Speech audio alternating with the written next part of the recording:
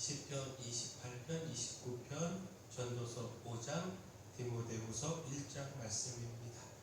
자, 함께 나눌 주제는요, 주의 이름을 높여야 한다라는 겁니다. 주의 이름을 높이며 찬양하는 삶, 주님께 영광 올려드리는 삶, 이 삶이 마땅한 우리의 삶이다라는 겁니다. 먼저 거룩함과 기쁨으로 드리는 예배로, 또한 찬양으로 주의 이름을 높여야 합니다. 레위기 22장은 하나님의 이름을 욕되게 하지 말아야 함을 강조하고 있습니다.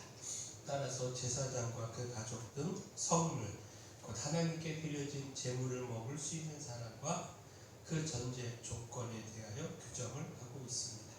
곧 하나님께서는 제사장이 부정한 가운데 성물을 만지는 것을 금하시고, 또 하나님께 드려진 제사 제물을 제사장과 그 가족 이외의 사람이 먹는 것, 이것을 금하셨습니다.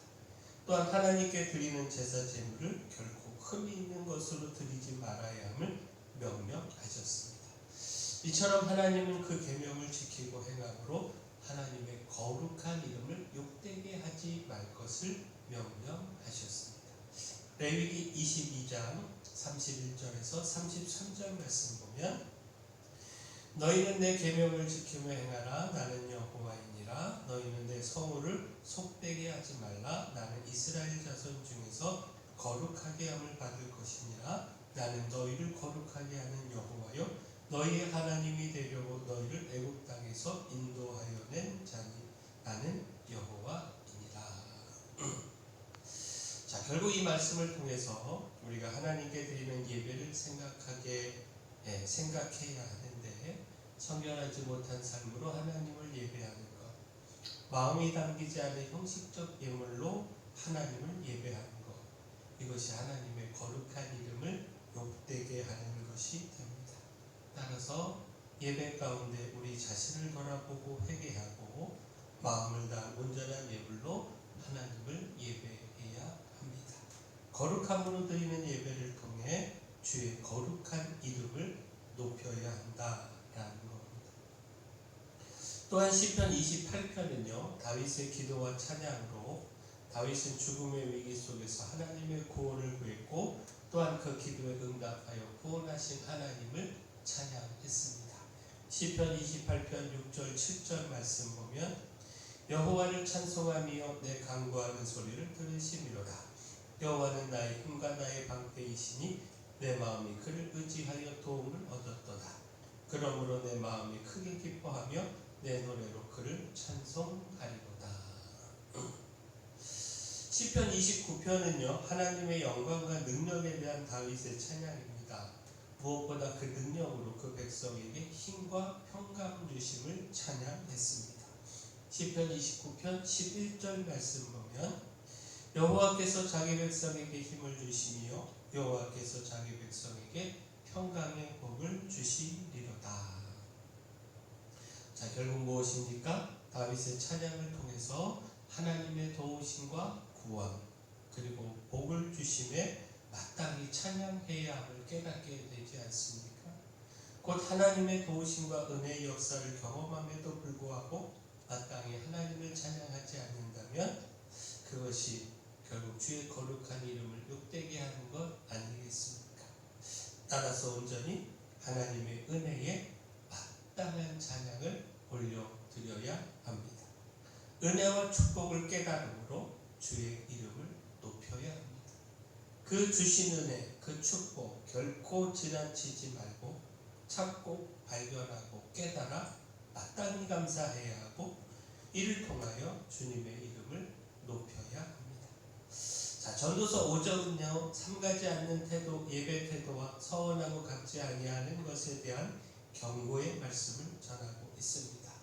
또한 재물의 헛됨을 교훈하고 있는데, 그 재물은 믿을 것이 못 된다라는 것이죠. 재물을 얻고자 악착같이 일하지만 한순간에 사라져 버리는 것이 재물이고, 마지막은 빈손으로 돌아가게 된다라는 겁니다.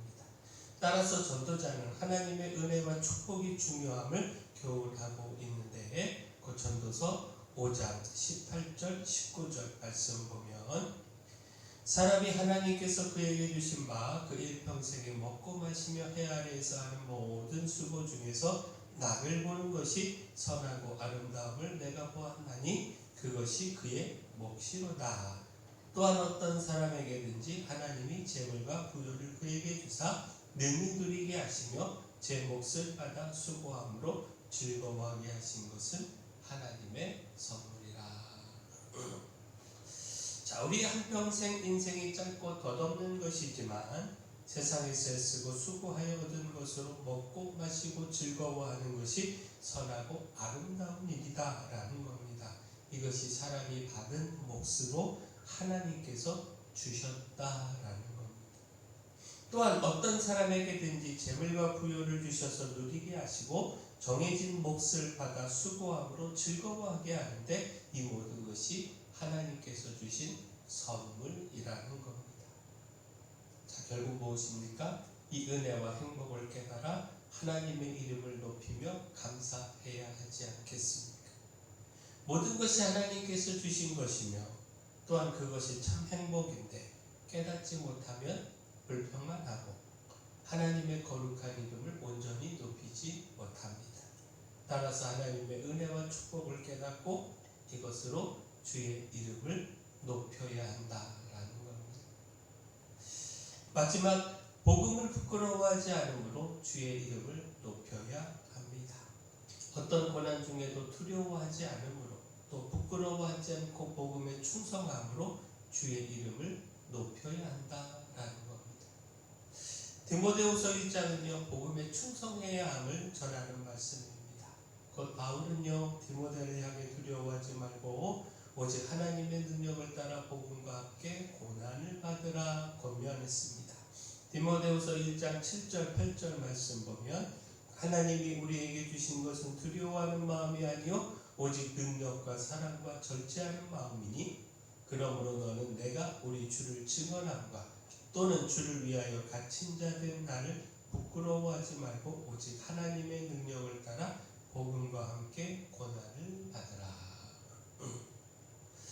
또한 바울은 복음에 대한 자신의 충성과 믿음을 전했습니다. 복음을 전하다가 옥에 갇히고 또 이로 인해 큰 고난을 겪고 있음에도 불구하고 자신의 사명을 기억하고 또 함께 하시는 주님의 도우심과 지키심을 확신하기에 부끄럽지 않다라는 겁니다. 디모데후서 1장 11절 12절 말씀 보면 내가 이 복음을 위하여 선포자와 사도와 교사로 세우심을 입었노라. 이로 말미암아 내가 또 이 고난을 받되 부끄러워하지 아니함은 내가 믿는 자를 내가 알고 또한 내가 의탁한 것을 그날까지 그가 능히 지키실 줄을 확신함이라. 자, 결국 무엇입니까? 복음을 부끄러워하지 않고 주님 주신 사명을 기억하며 담대히 그리고 기꺼이 복음을 위한 고난에 참여하며 살아가면 하나님께서 기뻐하시지 않겠습니까?